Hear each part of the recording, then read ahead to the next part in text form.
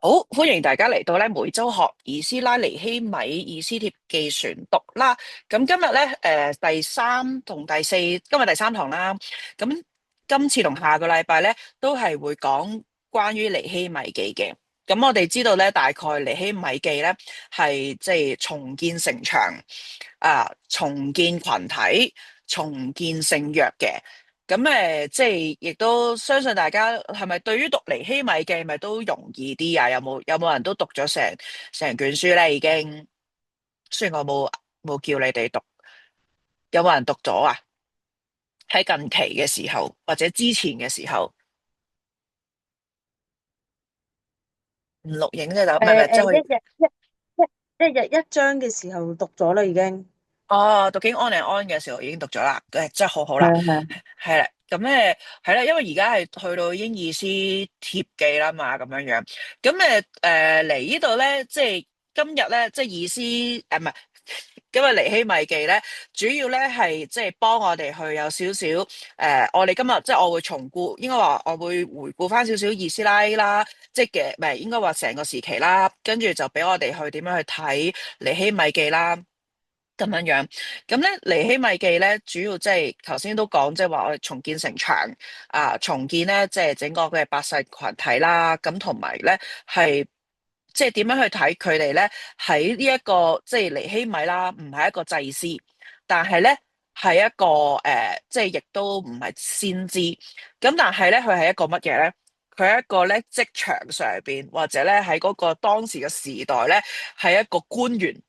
但係佢就喺即係一個神作為神子民呢個身份，佢點樣去一齊去重建嗰個嘅社會啦，重建整個嘅聖約子民咧，都要去翻去上帝嗰度。其實我覺得有啲少似咧，係即係尼希米嘅角色咧。如果拉近我哋今日嘅自己啦，係會可以拉近到點咧？其實就係喺一個職場上邊啦，點樣去侍奉神點樣咧喺職場上邊咧去發揮對上帝嗰份嘅信靠嘅人啦。咁所以咧，今堂咧，我哋主要俾我哋去睇，即係除咗係整個尼希米記。即係入邊嘅內容，我哋會逐章去睇之外啦，咁我哋再回顧翻少少嘅歷史吓，亦都咧幫我哋去即係去睇下，即係尼希米記。如果我哋如果過咗今日咧，希望唔係淨係記得係佢52日可以重建到成個城牆，即係除咗呢樣咁重要嘅一件事件之外咧，亦都幫我哋去可以睇到即係成個嘅框架啦，同埋當中嗰啲嘅人物咧，有啲乜嘢嘅即係加深我哋對呢個人物嘅印象啦，咁樣樣。咁我覺得如果時間許可咧，其實因為我係諗住去到即係睇逐章啦，但係如果時間許可，我就想講埋個城牆。咁呢個城牆咧係會成為你哋嘅功課嚟嘅，係啦，即係之前我講到都有提過啊，會唔會將呢個城牆畫，即係唔使你哋畫嘅，但係可以咧標記翻咧嗰啲嘅位置啦，咁樣樣，咁就希望咧。即係可以加深，即係我哋讀呢個尼希米記第三章嘅時候咧，唔會咁悶，或者有啲嘢去睇下啦，咁樣樣。好，咁而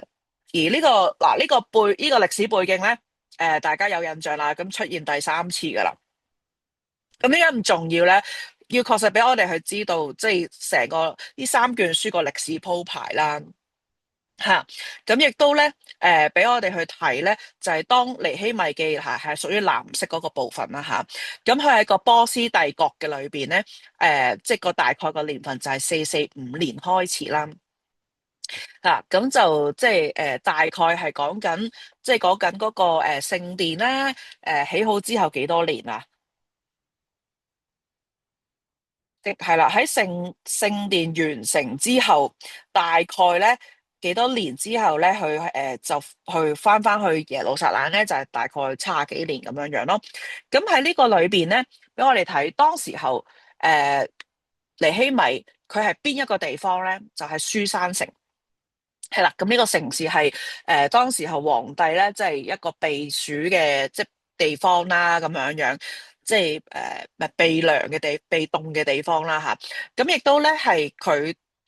睇到咧佢同個皇帝嗰個關係啦。咁同埋咧喺呢一度咧，讓我哋睇呢個歷史背景咧，係即係真係同以斯拉記一定係分唔開。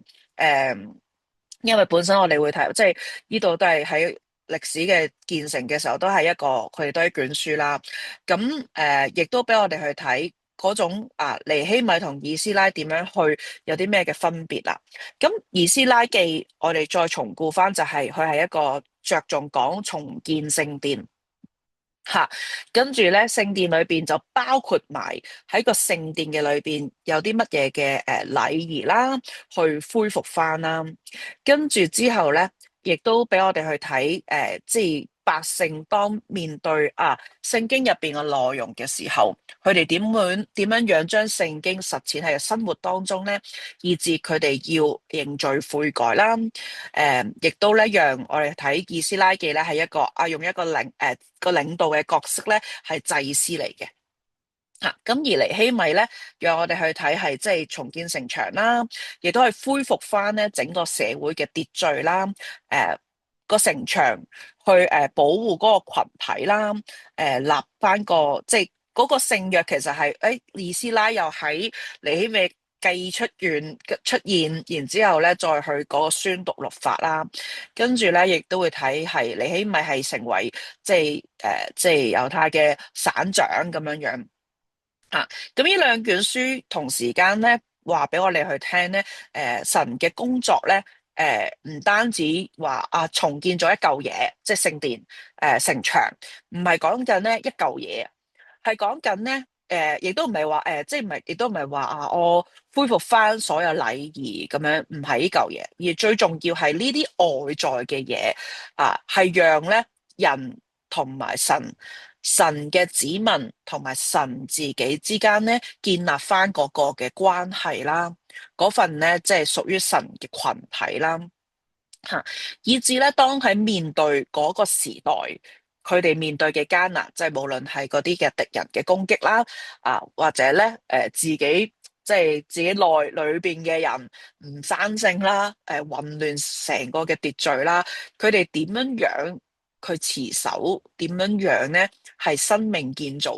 所以咧，我哋睇以斯拉記同尼希米記，重點除咗係嗰啲外在嘅建造之外，亦都仲要係裏邊嘅成長同建造啊，係一個咧越想整個群體咧生命建造嘅過程嚟嘅。咁而我哋去從尼希米記咧，去應該用啲咩角度去睇咧？嗱，如果從歷史角度咧，即係我哋用一般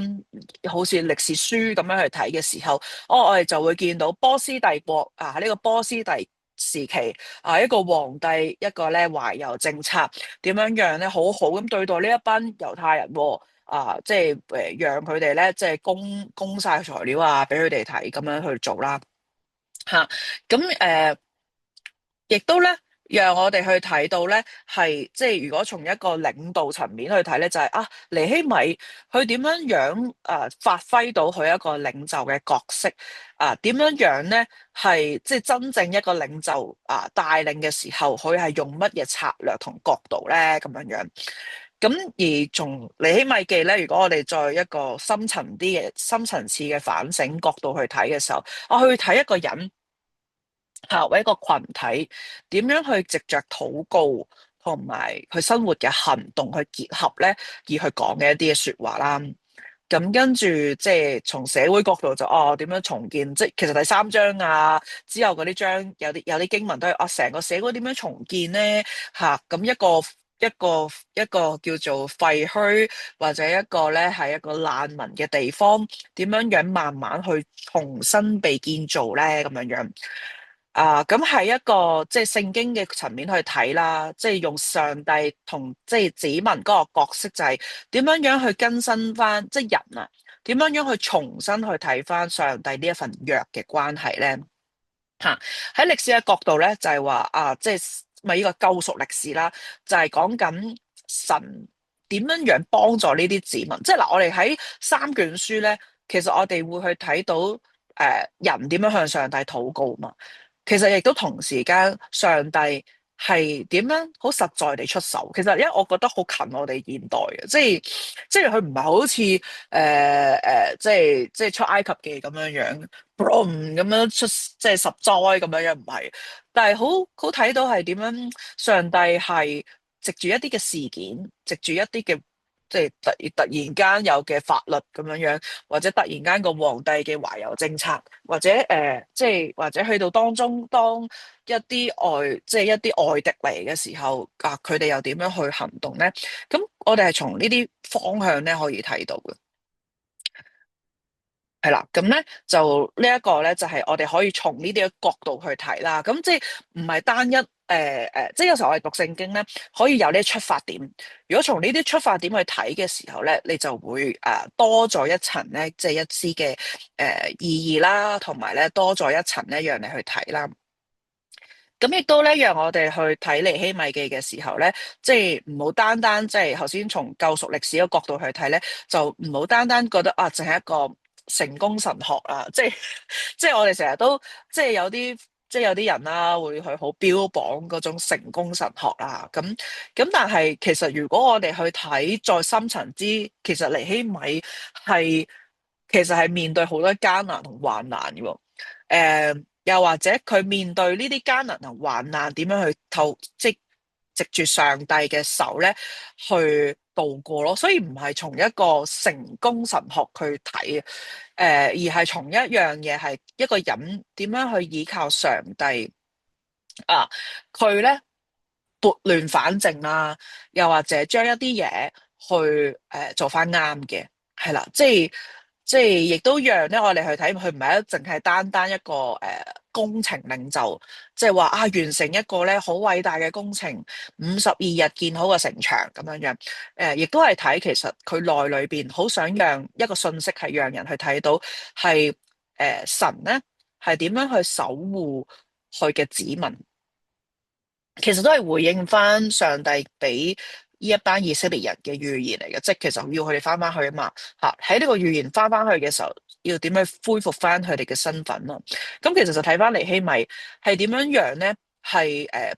保護翻一個神子民嗰份嘅聖潔啦、秩序啦同埋身份嘅吓。咁我哋都可以從呢啲方向咧去睇尼希米記啦。唔好意思，咦？哦，點解跳咗呢度嘅？睇下先。係啦，咁嗱，我哋亦都可以去睇咧，誒，尼希米咧，尼希米記咧係有即係有啲唔同嘅，即係通常我哋會可以從喺舊約嘅，即係從讀舊約嘅裏邊咧，其實我哋不妨可以嘗試用一啲猶太人嘅傳統咧去睇嘅，即係猶太人傳統係點樣去睇呢卷書嘅咧？咁即係我哋一早就知啦，尼希米記同以斯拉記係一卷書嚟噶啦，強調佢哋咧好強調咧係要回歸遵守律法同聖約嘅更新啦。呢樣嘢係點解一定要好強調咧？因為佢哋係一班被擄後嘅一班嘅時代嘅人啊嘛，被擄或者亡國對佢哋嚟講就係因為唔遵守律法吓，忘記呢一份咧上帝同佢哋之間嘅約，忘記自己係咧神國子民呢個身份。所以一度好強調去睇，所以佢哋咁遵守嘅時候咧，去直到去耶穌時代嘅時候，你就會睇到佢哋真係好對聖經嗰種嘅執着啊，好少嘢嗰種嘅執着都流傳喺到而家嘅即係猶太人嘅觀念去睇嘅喎，即係例如話即係唔可以生火啊，即係如果當話猶太人去到即係去到而家現代，佢哋係點睇呢件事嘅咧？即係我講真，喺安息日嘅時候唔可以生火咁樣樣。咁啊，有啲人就會知啊，成日聽我講就係話，我前一間即係我第一間服侍嘅教會咧，我哋教會樓上兩層咧好豐富嘅，上一層係佛堂啦，再上多兩層咧，誒就係一個猶太人嘅煮飯嘅地方，因為附近有佢哋嘅聚集會堂嘅地方啦，咁佢哋會要食自己嘅 kosher 食物啊，即係潔淨嘅食物，咁所以就有個廚房噶啦。咁當啲我係見到有啲猶太人咧，佢就係男人嚟嘅，要上4樓嚇，咁咧佢係唔可以撳個 lift 嘅，因為撳嗰個 lift 咧就咧會產生咗一樣嘢，就係着咗嗰個 lift 產生咗個動力，然之後就即係好似生咗火一樣，係啦，佢哋會咁樣睇啦。咁所以咧，我去到之前成日都覺得好怪嘅。做咩企喺度做咩咧？家原來係唔撳得 lift 咁樣啦吓。咁跟住咧，但係好神奇嘅喎。當嗰個嘅安息日過咗咧，就係星期六嘅黃昏之後咧，就會見到喺附近咧有垃圾桶喺度打邊爐噶啦，就係煲緊煙啦咁樣樣。咁呢個就係佢哋所睇為嗰種嘅傳統啦，要守約嗰樣嘢啦吓，嗰種嘅好微細嘅堅持啦吓。即係所以其實咧，我哋重點係除咗知道個約之外，亦都知道自己係要點樣樣去回應呢個約。即係回應裏邊，其實要好清晰，就分辨得到，就係最重要嘅。咁所以咧，當猶太人哋繼續點樣去睇尼希米記嘅咧？除咗喺記錄即係神嘅子民係點樣去回歸嘅時候，呢一個好重要嘅時刻啦。咁所以會好多名單啦，亦都係睇點樣去延續呢一份咧同上帝嗰種敬拜，即係去恢復呢一樣嘢啦。咁亦都去俾我哋去睇，就係即係呢個喺個猶太嘅傳統裏邊咧，讓佢哋好就係即係好重要，就係點樣去睇。佢哋呢個嘅社群點樣去有翻咧？即係呢個社群裏邊點樣好好有呢個歷史嘅記憶？呢個社群係點樣樣去延續呢一份記憶底下咧，好好去跟從神啦咁樣樣。咁現代學者咧，讓我哋睇呢個方向咧，係即係除咗頭先我哋講話即係領袖學啦、僕人式嘅即係領導學啦咁樣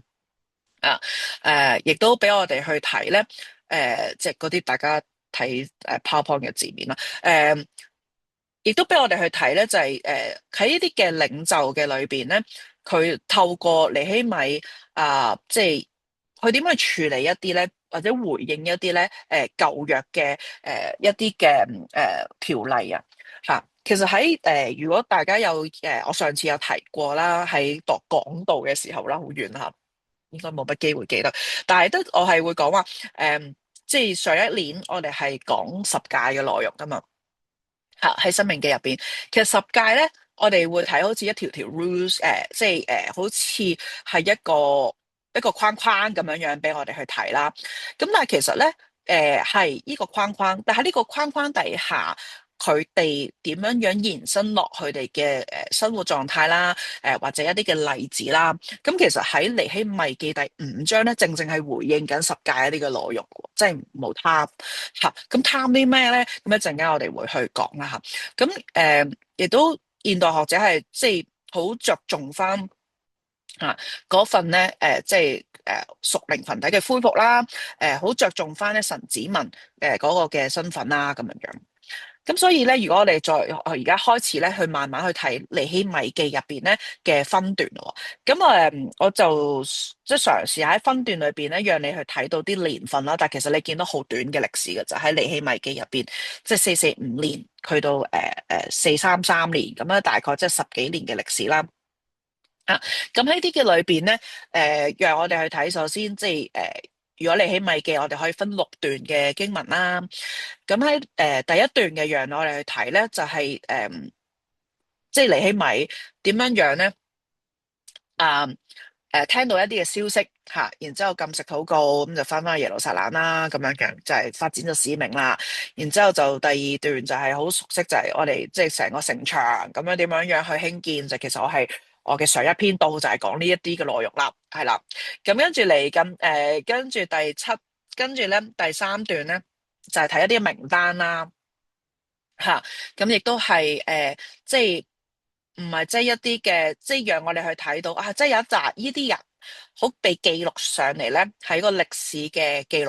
呢個歷史嘅記錄咧，係讓後世嘅人去睇到呢一班人係點樣樣唔係好貪生怕死嘅，即係或者唔係好即係咁艱難嘅時期，你都願意翻嚟咁佢哋翻嚟啦亦都係記錄咗咧。之後第四段咧就係佢哋點樣樣去宣讀律法啦、認罪啦、立約啦，去回歸翻去嗰個即係上帝嘅裏邊啦。跟住咧就讓我哋再睇到一啲事後之後即係當城牆起好啦。城牆嘅條例，即係點樣樣去守護城牆，點樣樣喺嗰個城裏邊生活都有啦。咁呢一班居民係點樣樣去面對佢哋日常咧？喺日常裏邊產生咗啲乜嘢問題咧？即係點解會特登要記載呢啲問題咧？其實因為有問題就要出聲，有問題就要讓好多人都要知道，讓後世嘅人咧唔好再重複喺呢一啲嘅問題入邊咧重複犯錯。咁所以點解會咁樣被記載落嚟啦？咁亦都係讓緊呢一班人即係睇到喺即係好現實嘅。其實即係好似我哋啫嘛，其實我哋即係有幾多次立志啫喺我哋嘅生命當中，係咪？可能一啲嘅立志，可能一啲嘅即係有啲嘢都係好重複噶吓。咁有啲佢覺得，哎呀，自己又喺個失腳度啦咁樣樣。咁但係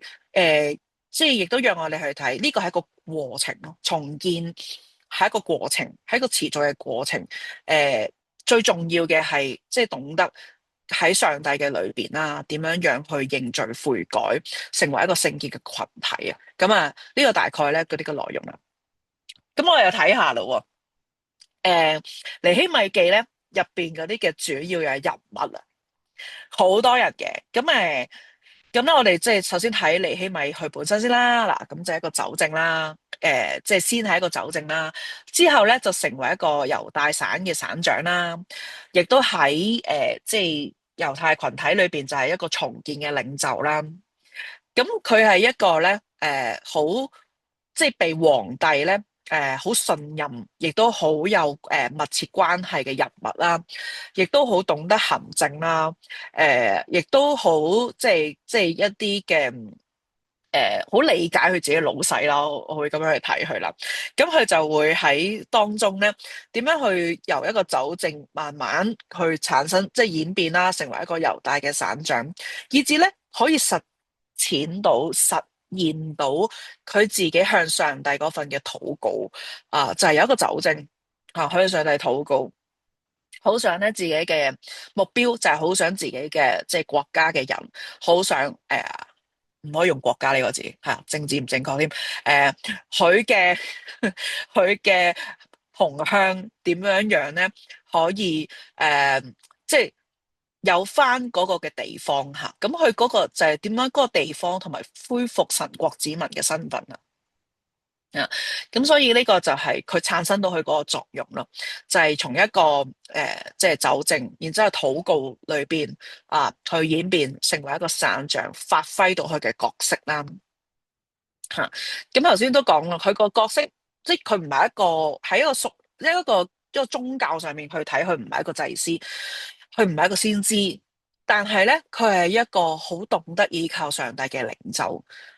佢係一個咧，好懂得點樣去利用佢自己身份去實踐出嚟嘅領袖啦。咁即係我哋即係大概我哋咁樣去睇啦，咁樣吓。咁你亞達薛西王啦，咁係邊個嚟嘅咧？咁樣咁我哋最簡單係波斯帝國嘅王啦。咁佢係咧，但係我哋可以多少少介紹咧，就俾你可以睇到，誒，其實上帝嘅手真係好微妙噶。嗱，咁呢個皇帝咧，佢個統治時間咧都幾長，即係喺當時嚟講啦，即係有40幾年啦。咁大概就係主前嘅465去到424。咁呢個咧，大概係第五代嘅君主嚟嘅。咁喺呢個第五代嘅君主裏邊咧，我哋亦都睇咧，佢應該就係以斯帖記入邊嗰個亞哈隨魯咧個仔嚟嘅。咁佢大概應該就話即係估計啦，係第三個仔，咁係一個咧大臣咧，即係擁護佢成為一個王嚟嘅。咁而佢嗰個嘅即係佢有啲咩名號咧？咁通常有啲嘅皇帝都會有啲咩特色啊咁樣樣啦。咁咧歷史家咧就會講係一個 long hand，話係一個長手軍，即係乜嘢咧？話係一個即係要去接觸到唔同嘅地面啊！佢係一個咧好好戰啦，好多地方咧都去爭取翻嚟啦，但係同時間咧，佢亦都有表現係一個好慷慨嘅一面嘅。即係如果我哋去睇佢點樣去對即係猶大以色列人咧，佢就係一個好慷慨嘅一方面啦。咁佢個版圖係擴展得好多好大嘅，係從埃及去到印度西部啦。其實即係波斯帝國之後，其實就係羅馬。你會見到係即係有一啲鞏固㗎，係即係羅馬帝國咁大嘅之前，其實就係波斯帝國，佢就係有一啲咁樣嘅去侵略性啦，咁樣就擴大咗自己嘅版圖啦，係啦。咁亦都咧，講佢係即係喺聖經入邊咧，係形容佢好多係好嘢嚟嘅，因為咧，即係無論喺以斯拉記入邊啦，頒布一啲嘅諭令咧，係俾以斯拉啊，上次咪講嘅，即係話啊，一個熟悉律法嘅人咁樣要佢去到讓將咧好熟悉律法嘅嘢教導嗰啲嘅人民啊嘛吓，咁亦都係會俾晒嗰啲金器啊、食物啊、油啊、可以嘅嘢啊，咁就去俾以斯拉去。咁嗰時咧，佢大概係在位第7年嚟嘅。啊，咁然之後咧，再即係喺以斯拉嘅裏邊咧，其實係即係經歷過有停工噶嘛，以斯拉記，咁啊就係應該大概係即係另外一位皇帝做咗停工呢啲事件之後咧，佢就重新將呢件事就再嚟過啦，咁啊俾佢哋可以再去啦咁樣樣。咁而佢在位第20年咧，就我哋睇尼希米記都係啦，即係佢就讓尼希米翻去啦，建造城牆啦，咁俾埋啲木材啊，一啲通行證啊，俾佢翻去啦。咁而喺尼希米記後邊中段嘅時候咧，又話啊，佢喺在位第32年嘅時候咧，就話佢就點樣去奉命可以翻去啦耶路撒冷啦，再去整頓整個嘅群體啊，咁樣樣。咁呢個都係喺聖經入邊，即係呢兩卷書啦，去提到嘅即係亞達薛西王啦。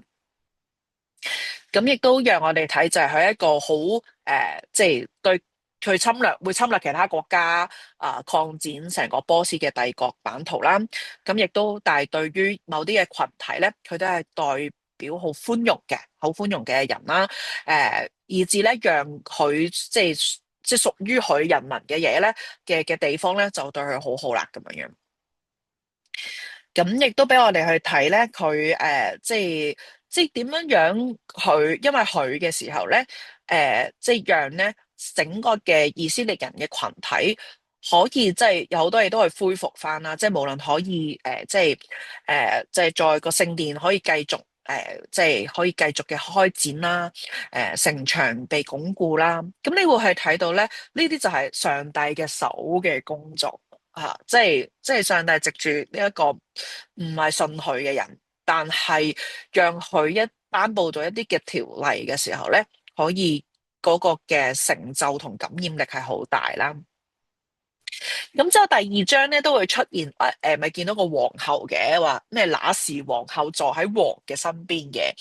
咁啊聖經就冇好特別講呢個係咩人嘅，咁成日都好多人嘅揣測啊，係咪佢咪就係可能係阿以斯帖啊，定係或者會唔會即係有關嘅人物啊？咁嘅唔係嘅咁樣樣，即係其中一個皇后啦。咁但即係冇記載佢係邊個吓，即係估計就係即係最重要就係佢個老婆咁樣咯，係啦。啊！但係即係讓我哋去睇，即係可能，但係可能呢個人當我哋去睇就係重要嘅係乜嘢咧？就係讓我哋去睇，即係唔係以斯帖，但係亦都俾我哋睇，因為頭先講嘛，佢係亞達薛西個仔嘛，係唔係，佢係死啦！突然間記唔記得添？即係以斯帖記入邊嗰個皇帝亞哈隨魯個仔嘛，係咁即係唔會係一個咁嘅方向啦吓。跟住就出現其他啲人啦，即係咩哈拿尼啦，咁就係一個幾重要嘅角色嚟嘅，即係好似出現咗日次啊，但係重要嘅係因為佢如實地報道翻，讓尼希米知道耶路撒冷嘅情況啦。咁而佢喺即係以斯拉即係佢係喺即係呢一個讓尼希米睇到嘅時候咧，就係一個傳遞咗呢個信息，你就啟動咗尼希米佢可要翻去耶路撒冷呢件事啊，嚇！咁所以一個你會睇啊，好似一個過場嘅人物，但係其實都有佢嘅作用嘅，就係即係唔好睇小自己。我意思就係唔好睇小自己，可能一樣你如實報導嘅嘢，或者你唔好睇小自己去你自己嘅發言，去帶出一啲嘅信息出嚟。其實啊，呢啲都好重要啦。係啦，咁跟住以斯拉，我哋就知道啦，即係從以斯拉記去睇，佢係一個咧定志去考究聖經嘅人，甚至要教導人嘅人啊嘛。咁亦都喺尼希米記入邊咧後半場出現吓，即係同尼希米一齊咧去即係要嗰啲百姓啦，翻到去神嘅律法同埋聖約嘅底下啦。跟住有啲敵對嘅人咯，吓參巴拉咁樣啦，就會成日嗌佢個名。即係個撒瑪利亞人啦，係一個敵對者啦咁樣。其實呢啲有啲嘅歷史嘅嘢嘅，即係因為當即係以色列人被擄之後咧，其實喺耶路撒冷或者喺呢啲嘅地方咧，撒瑪利亞人咧係好多嘢都好多人都會喺嗰度嘅居住啊，或者喺附近啊咁樣樣。咁其實係帶嚟一啲嘅地區張力，即係嗰個張力就係講緊利益。吓，咁以至其實點解佢哋成為敵對者咧？吓，譬如多比亞係一個亞捫人嘅官員啦，基善係一個阿拉伯人啦，咁樣樣，咁就係代表咗喺佢哋唔同嘅利益嘅裏邊咧，減少咗咯，以至咪敵對即係猶太人啦，咁樣樣啦。誒，咁而即係當我哋入去睇一啲咧，就係仲有啲祭司啦、利未人啦、官長啦，咁亦都提到一啲嘅人物係會一啲有技能嘅人嘅，即係做金匠啊、做香噶、守門噶、唱歌噶啊，同埋唔同嘅人物啦。咁呢啲都係代表咗咧，佢哋喺唔同嘅角色都嚟咗，都願意翻嚟耶路撒冷。甚至即係記錄係佢哋呢一班人係願意，即係其實願意先受苦嘅，即係耶路撒冷係一個即係個地方吓。雖然可能佢嘅後人啊，即係會好正嘅，即係中心地帶啊嘛，即係哇，你要擁有一個好好嘅地方。但係個問題，佢哋係先一班願意受苦嘅人嚟嘅吓，一班願意嚟到去幫手重建自己嘅即係地方嘅人嚟嘅咁樣樣啦。好啦，咁我哋就開始就講下逐章入邊嘅嗰啲嘅內容啦。如果我太快，大家可以隨時 stop 我，就讓我去知道我個速度啊。咁啊，第一章、第二章咧，其實最好容易讀嘅。誒，有人入嚟。第一章、第二章咧係好容易讀嘅。吓，咁啊，特別第一章，頭先都已經好快講咗個重點出嚟啦。即係我哋每一章重點，即係頭先都講話係尼希米佢聽到哈拿尼咧嘅即係帶嚟嘅消息，讓佢睇到真實嘅情況吓。即係有時候咧，即係好似我哋而家今時今日都係咁樣嘅。我哋其實有一啲嘢，我哋即係好似會聽到打仗，或者可以聽我哋會聽到好遠嘅消息，但係其實真實嘅情況係點咧？即係例如我哋泰國嘅黃老師，即係我真係冇諗到嗰個打仗令到泰國嘅北部係有咁受大，即係咁大嘅影響㗎喎嚇，即係嗰種嘅物價啦、油費啦、所有嘅嘢，直情係形容到話，仲對比起疫情嘅時候咧更艱難。即係呢啲嘢唔係透過人讓我哋去睇，當實在地知道呢啲事咧，其實真係唔知。咁哈拿尼就係讓呢件事話到俾尼希米，成為咧一個使命嘅開始。咁尼希米去做一個最重要嘅第一步，佢讓我哋去睇呢個重要嘅一步就係佢跪下嚟去禱告。佢跪下嚟去禱告係，亦都呢個禱告咧，唔單止係求啊，唔單止係求上帝，我要點點點，我要乜嘢。佢呢個禱告裏邊咧，更加係帶有深切嘅反省。佢個反省係回應緊整個嘅群族。其實當然知道唔關佢事嘅，即係佢係後代嚟噶嘛，但係佢仍然咧都願意有呢一份嘅聖哉，佢知道係咯，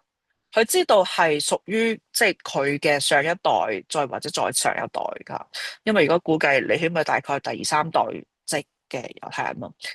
但佢嗰種回應就係讓我哋去睇，佢知道佢喺上帝裏邊咧，整個嘅群族都要去認罪啦、悔改啦。呢一種嘅禁食禱告咧，亦都讓我哋去睇佢嗰種嘅好真實、好扎實地跪喺上帝面前咧，去求上帝成為佢哋嘅幫助。啊、咁呢個係尼希米，佢即係作為一個即係官員但係面對自己嘅即係嘅群族所第一樣嘢嘅回應。而第二章咧，讓我哋去睇到嗰種嘅禱告過後咧，上帝嘅回應就好似咧，當我哋教即係栽培嘅時候咁我哋都會有啲嘅教弟兄姊妹啱啱認識神嘅人，即係禱告。禱告嘅裏邊咧，你都唔好淨係齋祈禱啊嘛，你都要去留意，甚至去記得翻你嘅禱告後，上帝點樣回應。其實我覺得到今時今日，唔係淨係初信嘅弟兄姊妹要做嘅，其實我哋今日都要，即係第二章就係個呢樣嘢，即係第一章去禱告，然之後第二章就係睇上帝嘅回應。你會見尼希米好，即係呢個係一個好第一身去寫啦，第一二章裏邊。尼希米咧係好即時回應，即時去睇到係上帝嘅手所做，即係無論係個王親自親自同佢講，即係喂，你做咩咁唔開心嘅，即係做咩面帶愁容呢個開始啦，甚至即係到之後個皇帝好多嘢嘅寬鬆，好多嘅嗰種嘅寬容，甚至嗰種嘅大方即係佢都會係睇到係上帝嘅工作啦。直至到佢去到行動去到耶路撒冷嘅時候佢好深明咧，佢嘅身份係啲乜嘢嚟嘅？佢嘅身份唔係一個省長咁簡單。佢會去睇得明佢嘅身份係代表緊，即係上帝嘅嘅差遣者去到嗰個地方，佢要做嘅係先將呢啲嘅事情交託俾上帝。佢去到耶路撒冷，第一樣嘢係祈禱觀察城牆咧係點樣荒廢法有一啲嘅慢慢一啲嘅計劃呢啲嘅觀察，呢啲嘅禱告，甚至先最後先將呢啲嘅信息咧去話俾當地嘅人聽，就係佢係點樣經歷上帝嘅開恩，點樣經歷上帝嘅施恩咧做埋見證咁樣，讓當地嘅人去知道係一個即係一個禱告嘅帶嚟個復興就係因為上帝嘅出手啦。咁第三、第四章咧，讓我哋去睇咧，就係佢哋點樣一路建造城牆啦，咁建成個城牆入邊嘅時候咧，佢哋係又有啲乜嘢嘅經歷啦。咁喺第三章咧，就會俾我哋去睇咧，呢一班人啦。喺度建造城牆嘅時候咧，即係點樣樣咧？尼希米係點樣樣制定一啲嘅規矩，或者制定啦一啲嘅應該用策略呢個字啦就係每個嗰段起嘅城牆咧，係屬於佢自己居住嘅前邊嗰忽嘅城牆，咁以至咧，其實整個嘅城牆興建嘅過程咧係好快同埋咧好有效果啦，同埋咧嗰個效果係等於埋咧，跟住城牆所嗰種嘅堅固，因為你自己屋企門口嗰段啊嘛，你一定好盡心、好用力咁樣樣啦，同埋即係我相信尼希米應該都係好開初早期，而家係即係制定咗 work from home 嘅一個樣嘢啦，係啦，咁就係讓佢哋咧可以喺前邊工作好全神貫注咧去做呢一件事啦，亦都去睇到係大家好團結即係大家鄰舍嘛，喂，你做緊呢段，我哋做緊呢段，好有互相咧係幫手，好有承擔能力。但係你都知道咧，做城牆52日建造一個咁大範圍嘅城牆嘅時候咧，亦都幫我哋睇到係佢點樣堅持，即係呢一班人因為面對好多嘅威脅噶嘛。咁喺啲威脅就係講緊嗱，頭先講參巴拉呢個即係撒瑪利亞人，跟住一啲嘅阿拉伯人，一啲嘅即係唔同嘅人去攻擊佢哋嚇，以至咧尼希米喺第四章嘅時候面對即係面對嘲諷啦，即係面對一啲嘅好有陰謀嘅攻擊啦嚇，甚至話係即係頭先即係。嘲諷都係講下嘅啫，係咪？即係如果你睇經文就話，唉、你個城牆，你呢班人起有幾犀利啊！隻狐狸經過個城牆都整冧佢啦，即係代表好輕嘅嘢都整得冧下個城牆啦。咁或者一個好外在嘅攻擊，話即係公然話要即係殺啊、攻擊啊、傷害啊、身體嘅傷害啊，咁有呢啲嘅嘢啦。咁而尼希米就好實在嘅係面對人哋嘅嘲諷，佢唔理啊，向上帝祈禱面對呢一啲即係人身妨礙嘅攻擊嘅時候，佢就差派佢嘅官兵就係一手攞住嗰啲叫咩啊，鋤把咁嗰啲批盪，一手就攞住個武器咁樣樣即係成為一個咧喺工作裏邊咧多一份嘅警醒啦亦都咧讓係整個嘅群體係一齊去承擔咯。唉，係啦，即係一個好嘅官員係會一齊去承擔咯，就鼓勵佢哋都唔使驚啦，唔係讓佢哋咧陷入喺個艱難嘅裏邊啦。咁呢個係第三、第四章讓我哋去睇，就係佢有好嘅策略，亦都有好嘅回應，係因為咧佢係不離開有嗰份嘅禱告，不離開咧有依靠上帝嗰份嘅即係信心嘅幫助啊！你會見即係喺整個嘅尼希米記咧係好多禱告夾雜喺中間，咁呢個都係即係一個特色啦。喺第五、第六章咧，其實頭先嗰章好想講個城門，但係我忍住咗先。我一講第五、第六章咧，就係一啲內部嘅即係危機啦。咁頭先我講話唔係話即係當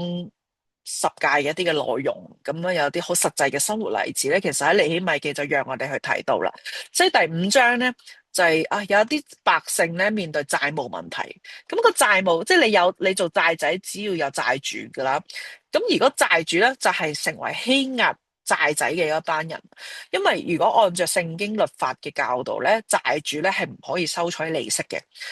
亦都咧即係有啲嘢係係要唔可以強搶嘅咁樣樣，咁但係佢哋做咗呢啲嘢啦，咁就其實就係犯咗喺十誡裏邊嘅偷盜啦，即係強搶咗人哋嘅嘢嘛，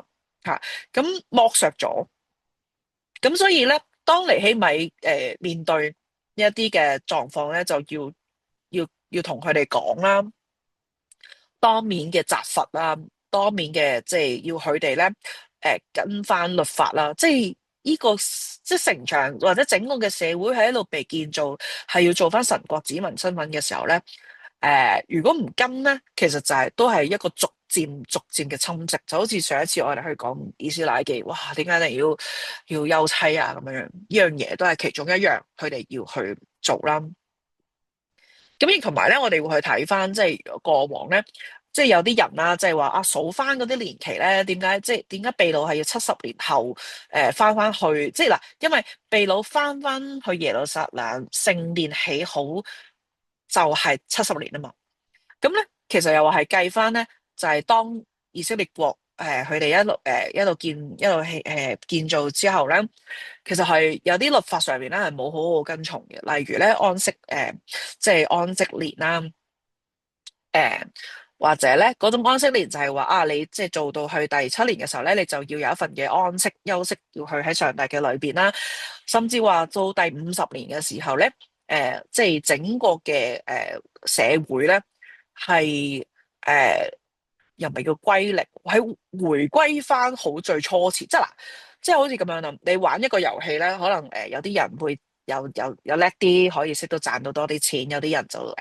少啲，或者好唔好彩，成日都俾人罰，或者成日都去坐監。如果我哋用呢一個大富翁大富翁去睇就係，即係你玩嘅時候，有啲人叻啲可以賺好多地，或者你好唔好彩，成日都踩到人哋個地喺度係咁俾租金咁樣噶嘛。但係喺如果喺用上帝角度去玩呢個遊戲嘅話咧，你去到第50鋪，當啦，玩到第50鋪，所有嘢會回歸翻 reset。你賣走咗嘅地，屬於你嘅地咧，要俾翻你。嗰啲嘅嘢咧，你可以擁有翻，你冇失去咗嘢咧，可以擁有翻。但係呢個咧喺成個嘅以色列群體冇發生過，咁所以啲人就計，可能即係其中一條數就係點解70年啦咁喂，但係你一翻到去又做翻呢樣嘢，放做貴做貴做咩貴利放貴利又欺壓自己嘅人民，咁所以對於即係尼希米嚟講話唔得啦，一定要去受翻個聖約啦咁亦都自己做一個榜樣，但係呢個榜樣真係好超出嘅，即係佢係唔收人工甚至即係用佢，我講唔收人工咧，其實意思就係佢用佢嗰份人工咧去照顧當時一啲好弱小嘅人啦，佢嘅帶嚟嘅一班嘅嗰啲官兵咁樣樣啦，養活佢哋啦，喺呢啲嘅裏邊就係尼希米佢做嘅嘢啦，佢願意選擇做嘅嘢啦。咁而第6章又再講到即係佢哋即係一班人。呢一班嘅外敵啦，咁唔單止武力啦，更加咧係混亂內部即係又作一啲嘅政治同埋宗教嘅操控啦，以至咧其實好想即係利用咧利用呢啲人啦，去即係令到咧尼希米跌倒啦，令到尼希米咧即係總之好想呢個領袖咧去被毀滅啦，係啦，即係所以就係最目的係咩？就係唔想上帝嘅工作完成啊嘛，即係唔想呢個城牆完成，唔想佢哋呢一班嘅人咧可以咁安穩可以喺裏邊啊嘛咁呢個就係第6章讓我哋去睇到嘅嘢啦。好，第7章啦，咁第7到第8章咧係一個咧即係整個嘅群體點樣樣回歸翻喺即係上帝裏邊咧有嗰份嘅立志吓，因為城牆完工跟住之後咧尼希米亦都去設立咗一啲嘅負責讓呢一個嘅城牆去被好好嘅被保護啦即係呢一個外在嘅框架即係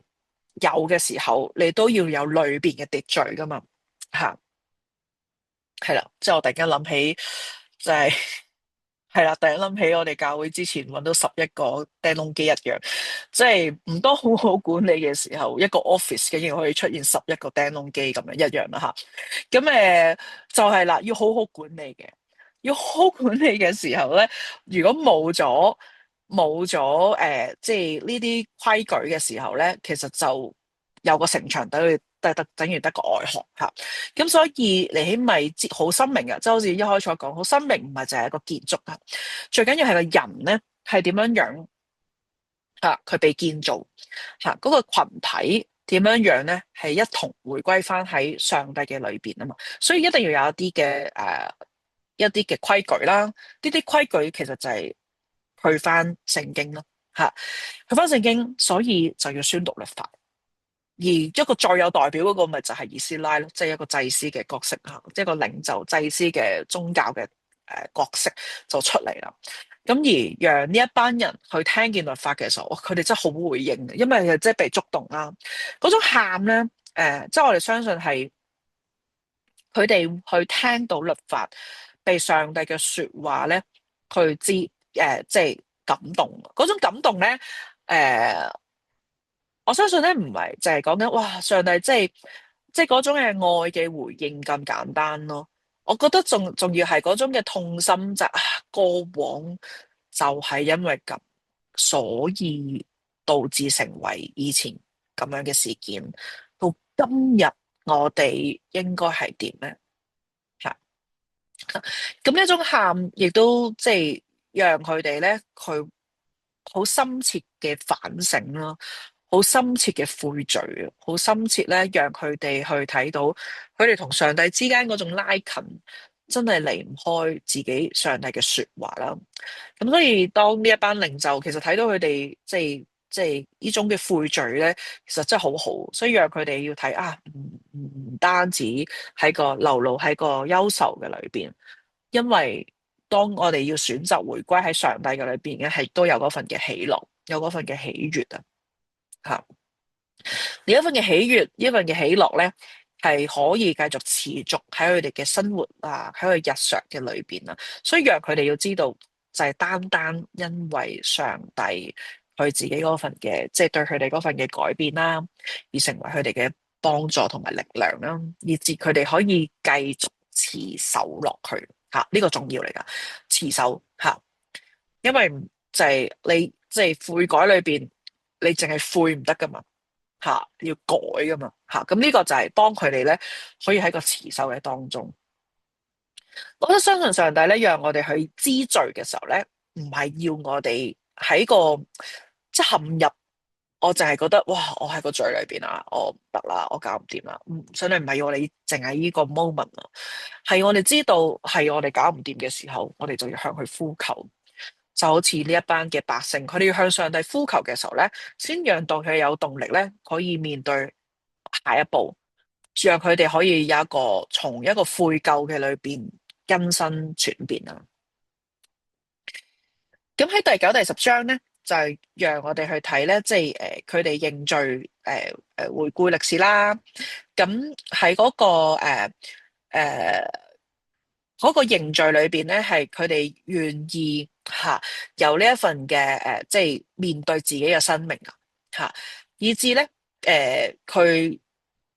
回顧翻咧上帝自己咧嗰份嘅創造啦，創造點解唔重要咧？其實就係講翻即係我大家諗下，即係點解五色豬入邊一定要有綠色呢樣嘢咧？點解一定要創造呢？就係講緊翻即係最開初上帝創造人嗰份嘅目的，或者去回應翻人嘅主就係神。係啊，去回應翻我哋人係唔可以，即係真係唔係靠自己咯，係神咯。嗰份所以亦都有亞伯拉罕啦，講緊就係救恩歷史，整個嘅猶太嘅救恩歷史，由亞伯拉罕嘅揀選到民族，佢哋咧即係整個由一個家庭到一個民族，點樣去出埃及，點樣樣喺埃及裏邊經歷過曠野嘅教導啊，無造。然之後點樣樣係一個嘅難民可以進入一啲嘅國家即係佔領咗嗰啲嘅版圖佔領一啲嘅國家，由一個難民佔領嗰啲嘅國家到咧佢哋點樣樣去承認佢哋嘅即係列祖，即係佢哋嘅祖先點樣喺上帝裏邊嗰種唔嘅聽話一齊嘅認罪，其實就好似尼希米佢一開始嗰份嘅禱告一樣，好明白回應上帝就係整個嘅群族一齊去認罪悔改然之後咧先去搞清楚發生咗乜嘢事，點解跌倒，就係嗰個 point 咧，點樣起翻身咁亦都讓佢哋去睇到喺個歷史裏邊有呢一份嘅承擔力可以就係睇到，亦都係睇到上帝嗰份嘅救恩，真係從來都冇改變啊！即係如果喺度數嘅時候，哇！上帝咁好咁好咁好，但係我哋就點點點咁，其實更加係睇到一樣嘢係，即係上帝嗰份嘅愛，嗰份嘅寬容，嗰份咧對佢哋嗰份嘅不離不棄。去到第十章咧，就係一個即係立約啦，即係更新啦。咁亦都係即係從一個好情緒，亦都其實即係個情緒意思，哇！即係表達到自己嗰份嘅悔疚，然之後到實踐係一個願意喺上帝裏邊嗰份嘅默約啦，即係啦，即係有份嘅立約啦，重新呢份約係佢哋會即係一齊去遵行啦。咁就再回顧一啲嘅佢哋所面對嘅問題啦，即係外族通婚啦，喺安息入邊有冇守啦，奉獻係點啦，聖殿嘅服侍係點樣樣啦，俾佢哋去睇，提醒佢哋，呢一啲逐步逐步嘅建立，就係逐步逐步去行喺翻咧聖潔嘅上帝裏邊咧，呢個群體要點樣去好好做翻個聖潔嘅群體？點樣從一個你從唔明白到知道吓，跟住咧到咧要去行動啊，就係其實一個願意咧順服嘅生活嚟嘅。跟住咧就一啲其他嘅經文就係11、12章咧就係佢哋呢一班人係點樣延續喺呢個地方去生活咧咁樣樣，咁佢哋有抽籤啦，即係1/10就住喺個城裏邊啦，咁有啲就即係啲名單係點樣樣喺即係建立啦，咁樣樣就讓我哋睇佢放喺嗰個人口安排咯，吓，咁城牆建好咗啦，但係成個城嗰份嘅居住啦、秩序啦，點樣去穩定咧？咁都要有一啲嘅規矩，一啲嘅社會層面上面嘅重建嘅。咁亦都係一個奉獻，即係亦都跟住咧12章就係講係一個敬拜啊、歡樂啊，即係即係哇城牆起好啦咁樣樣，更加其實唔係一個慶功咁簡單嘅，更加係一個立志，甚至一個願意奉上就係呢個城牆起好係要歸俾上帝嘅。吓，即係讓呢個唔係講緊，即係唔係做緊巴別塔嗰樣嘢咯，吓，即係唔係話我做一樣嘢出嚟係榮耀自己，唔係，係做咗呢樣嘢出嚟係榮耀上帝，讓其他人、其他嘢、其他人啦去睇到城牆52日起好，即係一個好爆炸性嘅一樣嘢嚟噶。咁而呢個咁爆炸性就係更加要宣揚出去啦，讓人去睇到上帝要得榮耀啦。咁喺最後咧，就係俾我哋去睇，當尼希米即係主題咧，就讓我哋去睇就係一啲嘅點樣去改革啊同持守啦嚇。咁即係因為裏邊咧，俾我哋去睇到即係即係有啲人啊內部嘅，又係有啲內部嘅嘢啦，即係多比亞點樣入咗去嗰個聖殿嘅房屋啊，一啲嘅利未人啊，咁利未人係講緊。佢哋係被供養噶嘛？喺12支派裏邊，大家知道係冇利，即係唔係？因為12支派嘅裏邊，大家知道利未係要分別為聖，走出嚟係即係服侍上帝。而呢班人咧係邊個供養咧？就係其他嘅支派去供養佢哋嘛。喺供養佢哋嘅裏邊，佢哋自己冇房產，佢哋或者嗰個房產係講緊都係被賦予噶啦，但係亦都讓佢哋睇到就係佢哋所時間啊，所要嘅付出咧，都係要獻俾上帝，同埋幫助人民一齊去到上帝嘅裏邊。咁但係就呢班人被中斷啦嘅供養，嗰陣時係有破壞啦，咁樣樣一啲嘅婚姻問題啦，咁亦都係讓佢哋咧，即係讓我哋去睇咧，嗰份嘅復興係點樣樣嘅咧？吓，當現實呢個問題真係出現嘅時候，要點樣解決咧？咁尼希米係再一次要佢哋去恢復翻，即係喺翻上帝嘅裏邊啊！吓，咁亦都係講緊，讓我哋去睇，即係有好多時候，當人即係跌倒嘅時候，重要嘅係佢點樣樣去回復翻喺上帝嘅裏邊啦，做翻撥亂歸正啦，點樣樣咧可以繼續持守翻啦。咁我哋其實從尼希米記俾我哋去睇，即係呢一份嘅復興，呢一份咧即係嘅重建咧，真係唔係一次成功咯。吓，讓我哋去睇，即係其實當見到有問題出現，就要再去矯枉過正啦。咁呢個係尼希米作為喺嗰個群體入邊嘅領袖嘅時候咧，佢fulfill翻嗰個責任，亦都好回應到即係上帝啊。佢回應嘅唔係人，佢回應嘅係上帝。好明白上帝要嘅係乜嘢啦。咁所以呢一個就係、亦都好正嘅，就其實佢啲咁紮實咁樣去被記載落嚟咧，其實真係我哋知，即係呢個係一個被擄後嘅歷史啊嘛，被擄歸回嘅歷史。歸回嘅時候，呢啲嘅歷史記載就係讓一班歸回咗嘅人點樣樣繼續持續去跟從神嘛。所以當尼希米寫落去嘅時候，就係啊，回歸咗啊，翻去上帝嘅裏邊，係一個聖約嘅子民。但同時間，佢哋都面對佢哋嘅艱難跌倒啊。咁但係跌倒嘅裏邊，要點樣去再一次嘅去警醒啊？再一次去持守啊！再一次去重拾翻整個嘅群體啊！重點嘅係上帝仍然都係喺度咯。即係如果上帝唔喺度咧，其實即係嗰個群體係好難咧，會咁樣嗰份嘅提醒而有嗰份嘅改進嘅。即係有人提都好啦，唔改進咧都係搞唔掂。所以上帝嗰種嘅喺度成為人繼續可以有嗰份嘅悔改，上帝喺度仍然讓人去睇到上帝嘅行動啊！呢啲真係好重要啦。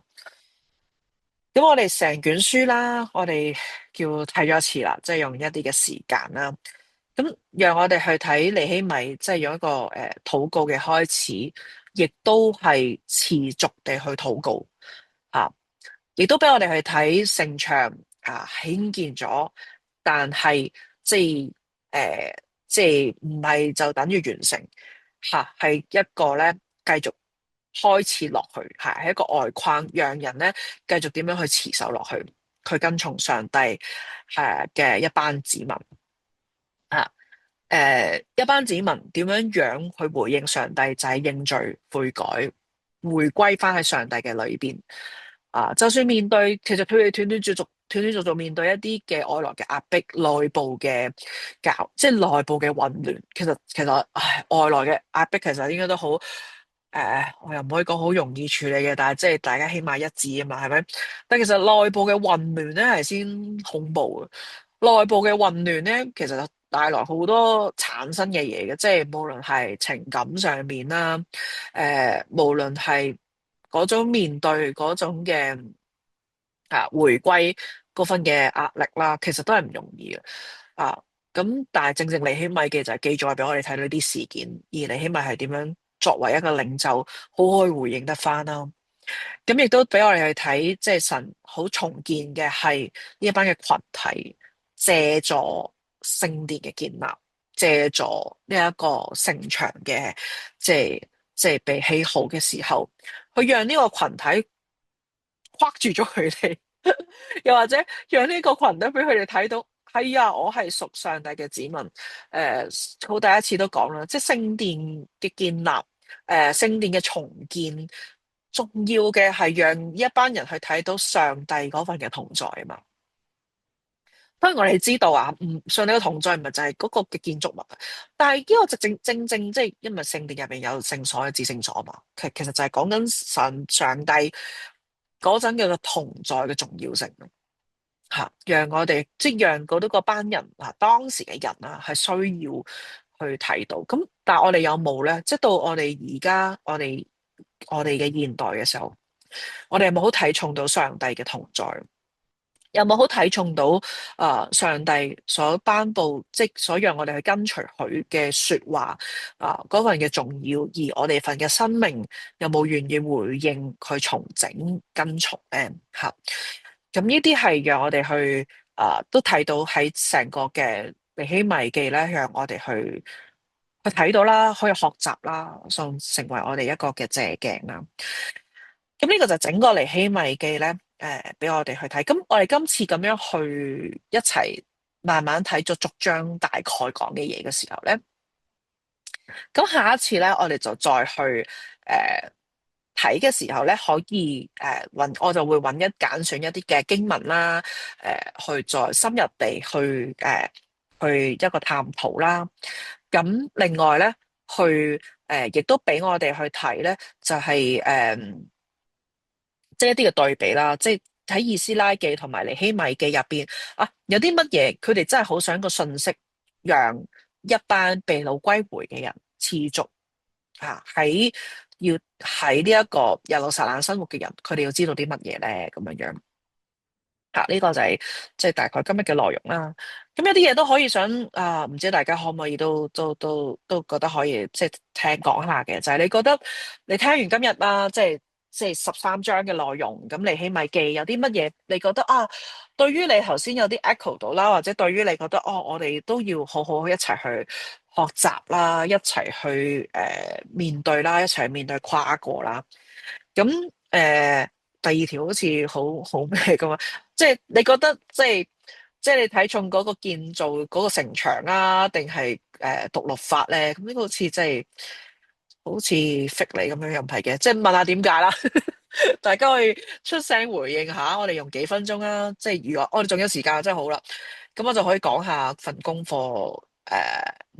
好用功課，我哋用嗰份體驗啊吓，嗰份一齊去睇下成場點樣做嘅過程啦。咁大家可以討論下，有啲咩可以講下？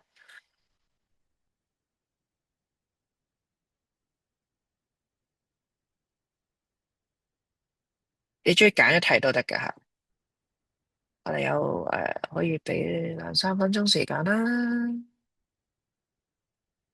哎呀，我排漏咗一張圖添。我呢個時，咦？我呢個時候可以點樣做咧？要擺到嗰幅圖出去咧。誒，睇下先。大家講下嘢啊，等我可以修改個 PowerPoint 啊。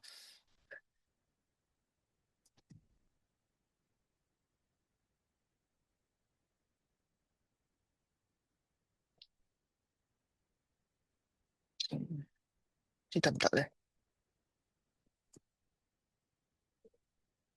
有冇人回應下？可以回應我。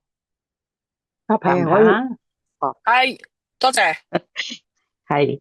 係金英啊，係，係，金英。係係，我就頭先咧聽咗咧，你話即係要悔改悔啊嘛，悔完咧就要改啊嘛，真係呢兩樣嘢咧，真係好難做嘅，真係。嗯講個悔字好似會好似比較易啲，但係你要改咧就比較難啲咯，我就覺得，所以我會記住呢樣嘢咯，就係啊，嗯係啦，嗯。係啊啊，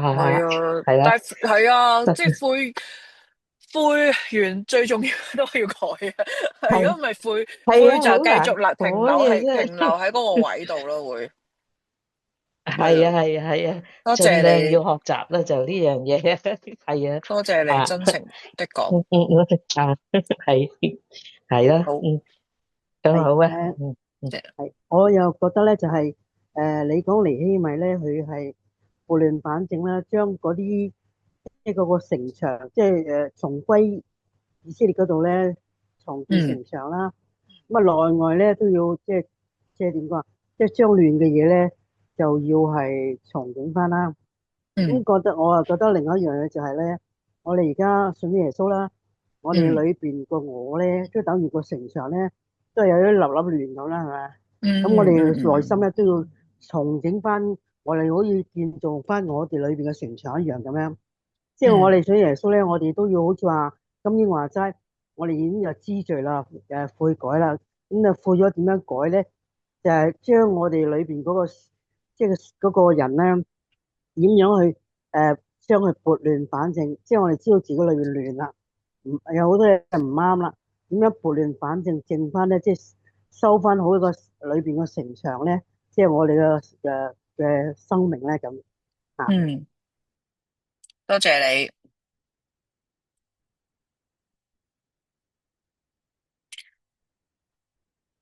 我哋真係需要有呢一個，即係有呢一個 alert 咯，係啊，要 alert 自己喺上帝嘅裏邊。所以咧，即係喺誒，即係嗰種禱告同靈修生活咧，真係好重要。讓我哋可以好多時候咧，我哋會其實你個第一時，即係當咧，我可以咁樣睇啊。當你好嬲啊，好唔開心，或者面對一啲事，你會覺得你第一下嘅回應咧，其實就好睇到你對於上帝嗰份嘅說話咧，幾誒幾幾有深度。又或者又或者咧去睇就係當識一啲嘅，我成日都同有啲年青人分享啦，即係栽培嘅時候咧，我會即係特別講靈修咧係即係有時候咧，你真係會覺得我上帝嗰種嘅好勁㗎，因為即係上帝全知全能噶嘛。咁你知道你嗰日要面對嗰種嘅艱難嘅時候咧，你會透過靈修咧。有時候會預先同你講喎，即係會讓你覺得，當你面對嗰種艱難嘅時候咧，你就鋸啲咯。嗰個鋸啲係因為上帝話咗俾你聽嘛，吓要講明要你點樣樣去面，即係講明話今日就教導咗你咯，你都唔跟，即係你要鋸啲咯。我覺得有啲嘢就覺得，唉，係啦，係啦，搵多睇下有冇多一兩個可以分享下。我唔知咁樣跟唔跟新到咧，睇下先。得啦，好，我都少少意見啦。好啊，好啊，誒，建城牆咧，固之然係重要。嗯即係真係需要有咗一個安全感，有咗個殼。但係嗯咧，如果真係冇修正翻以前佢哋做錯嘅事，係冇意思嘅。即係嗯重複再重複，重複再重複，又係咁樣嚟過。咁如果你話相對好似教會咁啊，我哋唔係話要個禮堂，而家將佢唔要咗以前嘅curtain，換咗第二個嘅模式去代替咗以前嗰啲嘅電視啊、啲凳啊換過，有煥然一新嘅感覺。教友一齊會翻嚟，但係最重要咧，都真係要同心一致去理解我哋緊信乜咯，同埋究竟我哋係咪真係好似成日重複再講，我哋係咪仲係吃奶嘅嬰兒啊？使嗯咪要去第二個階段啊？等等咯，我諗係嗯咁嘅意思，嗯，係一個啊，警醒。係啊，講完。嗯，謝謝。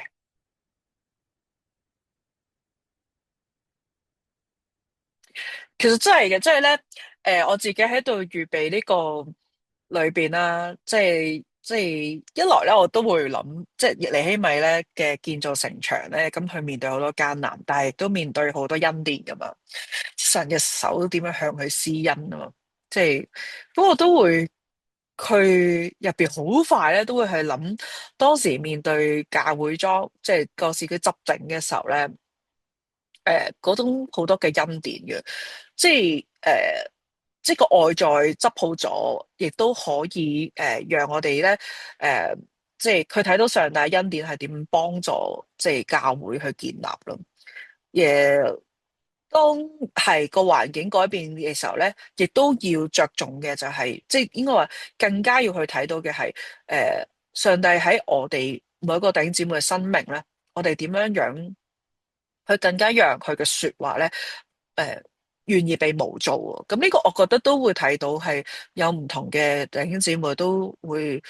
有呢一份嘅轉變啦、成長啦、追求，係啊，咁你好明顯都係啦，你覺得你哋即係喺教會冇咗704之後，我哋想嚟一個煥然一新，淨係凳啊，你都已經係一個好好嘅恩典。咁大係批凳，你咁啊，樣嘅情況都能夠解決到搬到落嚟，係嘛？你嘅時係間嘅配啊，合啊，我哋每個禮拜都見到係 step by step 咁樣一路改進啊。咁相對而家大家弟兄姊妹係真係願意侍奉，做每個崗位多好多嘅。係啊，你見到無論係學緊琴嘅嗰批啦，準備做伴唱啊等等嘅角色，都好似一路一路都會湧現多啲人手啦。已經出係咯，嚟添啦，學大家繼續琴有啦，有學出琴嘅人出嚟。緊嚟啦。係啊，係啊，氹出咗其實嚟啦。係啊，呢個見證我可以同有啲弟兄姊妹未知，因為有啲粉嶺堂嘅弟兄姊妹啊，或者會擺上 嗯 YouTube 嘅嗯時候，可以讓人都可以嗯，聽到。即係係係係，其實即係因為即係可以講啦，以前即係教會用嘅一啲凳咧係比較重嘅，即係有啲好有啲金屬啊，同埋都好容易跌親啊咁樣樣。我好記得我特登咧攞過嗰啲抽嗰啲磅咧，好似係稱過係唔知6點幾 kg 啊，好似係噶，呢一張嗯喎。咁所以搬動嘅時候真係好唔方便啦。咁跟住之後咧，首先就係有人願意去奉獻，去為教會換過呢啲凳啦。但而上一批凳咧係仲要係唔係浪費咗嘅，係有需要嘅機構咧接收咗嘅。嚇，然之後咧，當佢買呢一批凳翻嚟嘅時候咧，即係我哋去即係喺即係國內買啦咁樣樣，亦都有好有國內嘅人可以幫手去買到。然之後咧，當要嚟運費好難嘅時候咧，即係好大 lock 噶嘛，即係60-70張凳。咁而又都有朋友可以幫手到咧，可以借佢哋嘅倉，借佢哋嘅運輸，亦都好相宜地咧，可以運到落嚟俾我哋。即係我係睇到呢個就係即係咁多方向嘅策劃咧，根本搞唔掂嘅。即係我哋即係淨係透過教會嘅人，但係就係咁多嘢，咁多人，就係上帝施恩嘅手出現。我哋先可以完成呢件事咯，即係同埋即係唔係除咗凳咯，就係燈換都唔使錢咁樣樣。即係呢個係真係上帝施恩嘅手對教會，讓我哋去睇到呢啲恩典咧，就係讓我哋眼見上帝喺度嘅實在啊！呢啲實在就其實都成係啊，為我覺得你呢係啊。兩個例子都好神奇，我覺得係啊，我都記得，即係呢兩個例子都太神奇，啲燈都可以有免費嘅，真係好神奇。開初仲好驚係俾人呃噶，原來唔係咯，好實在咯，係啊。係啊，咁係啊，呢個嗯，就係上帝施恩嘅手，成為我哋幫助啦。好，咁我咧最後就用埋可以用一少時間啦，去講啦。咁我都想講嘅呢兩條問題，如果大家都好想回應咧，或者即係好怕醜，咁我唔即係你可以咧隨時 PM 我啦，話俾我聽你自己對於今日嘅體會啦。咁睇 YouTube 嘅人咧都可以咧寫喺 YouTube 上面又得，或者你識我就回應我啦，咁樣樣。好，咁跟住咧，我就可以想同大家去睇咧，即係成個嘅即係歷史咧裏邊咧嗰個城牆嘅演變啦。咁咧其實都係網上揾嘅一啲圖片嚟嘅。即係如果我哋睇第一幅開始咧，就有大衛時代啦。嗱，黑色嗰個框框咧就係講緊現今嘅城牆係點樣樣啦，嚇。咁但係其實咧，我哋都知道咧，而家即係之前個城牆啦，都嗰個聖殿嗰個位置啦，都蓋咗清真寺嗰個嘅頂喺上邊嘅。所以其實好多咧，有好多猶太人都唔敢上去嗰個位嘅。點解咧？好驚踩到至聖所啊，係啦。咁所以佢哋而家就即係喺嗰個位置上邊啦。咁而佢哋最覺得可以接近到咧，就係嗰個而家即係嗰個聖殿個牆外圍嗰條哭牆啊嚇。咁我哋唔睇聖殿嗰位，我哋睇城牆嘅演變啦。咁啊，第一個就係大衛啦，跟住就所羅門啦。你會見到係嗰個範圍咧，係越即係佢跟住嗰個時日咧，係越興建得大範圍啲嘅。咁去到第四嗰個，冇咗紅色就係因為巴比倫毀咗個城牆咯，所以冇咗啦。咁第五就係尼希米嗰個啦，咁你叫長牆咁樣樣啦。咁跟住之後咧，到一路個歷史演變發展落，就有馬加比王朝啦，咁個城牆又再大啲啦。跟住到呢邊咧，希律啦，咁希律咧，其實真係一個好中意興建嘢嘅人嚟嘅。即係當我去到，即係去聽一啲人講話關於希律嘅歷史咧，佢都係話佢係一個咧，即係嗰個地方冇啊，即係冇嘢，佢就會佢就會起出嚟咯。但係嗰度有地方有嘅嘢咧，可能佢就拆咗佢咯。即係佢好中意做呢啲嘅建築上邊，去成為佢自己嘅功勞啦嚇。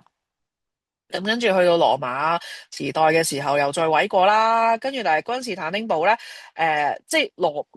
馬時代，即係話之後再去耶路撒冷，即係聖殿啊、城牆啊都毀晒啦咁樣。咁跟住之後咧，到君士坦丁堡又逐漸起翻啦。咁到而家今日我哋去睇到嘅城牆遺址就係咁樣樣啦。係啦，咁冇講埋上面個咯，即係又經過波斯攻陷啊，又經過十字軍年代啊，咁啊最後而家係變成咁啦，咁樣樣。咁嗱，咁我哋咧即係大概見到城牆嘅演變啦，咁亦都呢一份功課咧，就係咧俾大家翻去。咁呢個大概咧係一個即係城牆嘅尼希米時代城牆咧嘅樣啦，你就好似見到條鎖匙咁樣樣啦。咁你會見到好多個 dots 嘅，嗰啲 dots 咧，可能標注唔晒啊，即係可能就係講緊第三章入邊咧，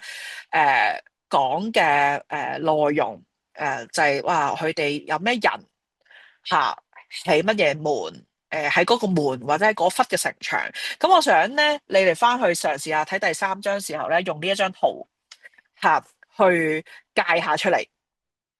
係啊，就係話啊，大概邊一度係咁我俾第一道門啦。嗱，大家睇唔到我個箭嘴啊？睇到噶嘛？嗬，我以為定係要用嗰個 laser。咁嗱，呢個中間呢個 key，即係嗰個鎖匙嘅最頂呢個咧，咁就其實就係聖殿嘅位置啦。吓，咁而聖殿咧嘅再上少少呢一個咧，就係第一道講嘅門咧，就係陽門啦。係啦，陽門啦，就係咧，即係話啊，你記住係東北方向聖殿嘅東北方向啦。嗱，聖殿呢個係喺個呢一條呢個位入邊，呢邊係北啊嘛，咁呢邊就係係啦，另外一邊啦。咁即係呢個魚哎呀，俾咗答案添，即係呢邊都係北面。咁咧你就去睇下。大概邊一道門咧就寫翻上嚟啦，咁樣樣。咁你哋下次咧就即係做好咗就可以 PM 我噶啦，寫上去。你話我想印出嚟咧，我去翻教會叫我印啦。咁粉嶺堂就可以叫幹事幫手幫你啦，咁嚇。咁咧就佢橙色嗰啲波波咧，嗰啲 dots 咧就係嗰啲門嘅，最少幫我揾到10道門寫翻上去。咁黑色嗰啲咧，又或者咧有一啲位咧係嗰啲城樓嘅，即係譬如呢兩道門之間咧係兩個城樓嘅。咁你如果你睇到個聖經裏邊寫嘅嘢咧，你都寫埋上去啦。咁呢啲咧，大概入邊嘅內容咧，有啲所講嘅嘢啦。嗱，最好就係睇第3章入邊咧，逐個揾出嚟。咁但係你話，哎呀，唔知自己啱唔啱喎？咁就唔緊要嘅，你俾信心去做啦。咁千祈唔好上網揾資料，其實啲上網一揾就揾到啦。咁你唔好抄答案啦，自己第3章睇。咁我就而家用咗少少時間咧，大概講下，即係咧呢啲門咧，好多時候啦嚇，即係如果從華人嘅即係嗰啲角度啦，啲屬基督教嘅屬靈角度咧，就會講呢啲門有啲咩屬靈意義嘅。咁呢啲上網抄都有啦。但我想咧，從一個佢哋實際嘅情況話俾你聽，點解呢度門叫呢個名咁樣樣？但我忍住自己唔好用個字最捉咧，跟住話俾你聽嗰個係咩門？係啦，咁我就放開手。咁咧就頭先講第一個，我就係點呢度呢個陽門啦。咁就講緊咧，其實佢嗰個功用啊，因為佢由入去嘅時候咧，就會去聖殿啊嘛。咁其實去聖殿嘅時候咧，咁你咪就係會帶啲咩入去咧？你獻祭咪就係帶羊咯，吓，咁就即係其實就係一個好同宗教啊獻祭有關嘅門嚟嘅吓。咁即係一個即係啦，我就唔講呢啲咩屬靈意義啦吓。咁跟住之後咧有個魚門咯，咁咧係就係講緊嗰度咧係一啲運輸啊、貿易啊、魚市場啊、交易嘅地方嚟嘅。跟住有啲古門啦，咁就即係講緊咧，好靠近一啲古街道啊，係一啲舊有嘅大道嘅門嚟嘅。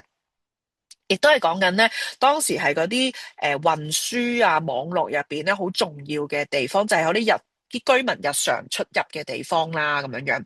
跟住又有谷門喎，咁就係講緊咧好近嗰啲嘅山區啦，即係農地啊、水源嘅地方啊，咁樣樣嘅。咁亦都咧係即係有啲人啦、牲畜啦、物資啦進出嘅地方，所以亦都係咧好容易被攻擊嘅地方嚟嘅。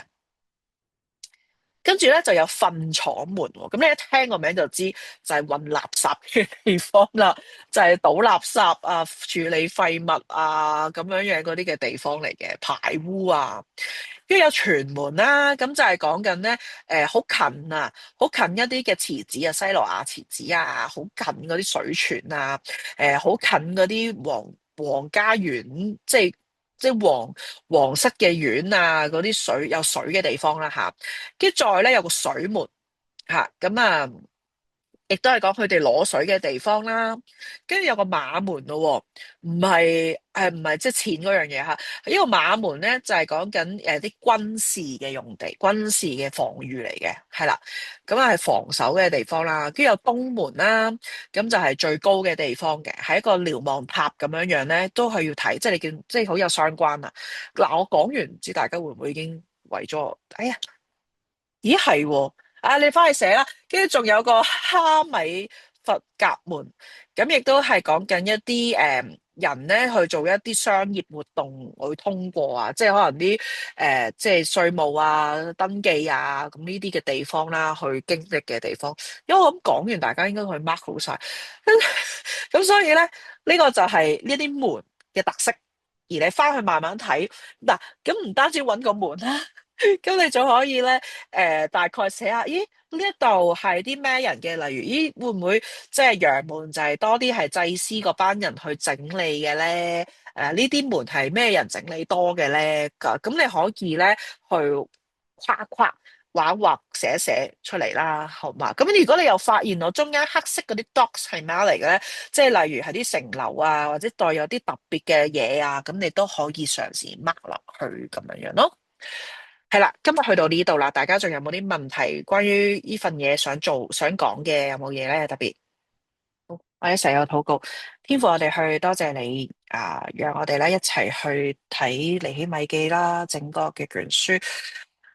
係我哋真係好睇到咧，跟隨上帝你嘅僕人咧，係真係點樣謙卑自己啦，有一個省察嘅心，有一個咧，即係願意常常咧係跟隨你嗰份嘅心去，即係去喺佢嘅工作裏邊啊，即係讓我哋去睇到咧，上帝嚟招聚尼希米嘅時候，啊、你點樣透過佢嘅生命，可以就係成為一班咧要跟隨你嘅子民嘅人咧，都可以帶嚟更新改變。甚至咧，因為佢嘅持守，因為佢嘅即係看重你嘅話語嘅重要咧，以至當人再跌倒嘅時候咧，要被提醒嘅時候，佢可以繼續做呢個角色。上帝，我哋睇到佢就係真係好愛你，甚至咧係因為好愛你嘅時候咧，佢好愛即係你嘅子民。佢好愛你嘅子民，佢可以願意咧去成為一個行動同回應。主，我哋真係即係好多謝你，好多謝你讓我哋去睇見尼希米嘅生命。我相信喺我哋嘅唔單止尼希米，喺我哋即係歷史嘅裏邊，喺我哋嘅唔同身邊嘅人嘅見證裏邊，我哋都會去睇到有呢一啲嘅人喺我哋嘅當中，就係願意咧好好認識你話語嘅人，係有願意咧實踐你話語嘅人，願意咧去即係將你嘅話語好好去教導人嘅人。所以再係多謝你，讓我哋咧都即係睇到呢樣唔係一個好遠嘅事啊，讓我哋去睇到，我哋都可以成為呢個人，我哋都可以啦成為尼希米一樣，就係正正因為佢有份願意嘅心，求你都幫助我哋，有呢一份咧嘅力量同心智，讓我哋咧都可以即係讓我哋可以願意成為尼希米一樣，話大話少，只要有呢個心志，我相信咧，上主你都會去使用。我相信咧，你都會去看見，因為最重要係我哋嗰份嘅心。所以主啊，你去幫助我哋，幫助我哋去睇有呢一份嘅睇見，亦都幫助我哋繼續去睇到你私隱嘅手喺我哋嘅生命當中點樣去彰顯出嚟。多謝主，亦都讓我哋啦弟兄姊妹好好咧，即係將你嘅說話成為我哋嘅模造，亦都讓我哋咧即係由今晚啦有好嘅休息，聽日重新得力，可以咧繼續係成為咧即係一個跟隨主、見證主嘅人。多謝主，禱告奉靠主耶穌得聖名祈求，阿門。阿門。阿門。謝謝各位，我唔該咁我而家。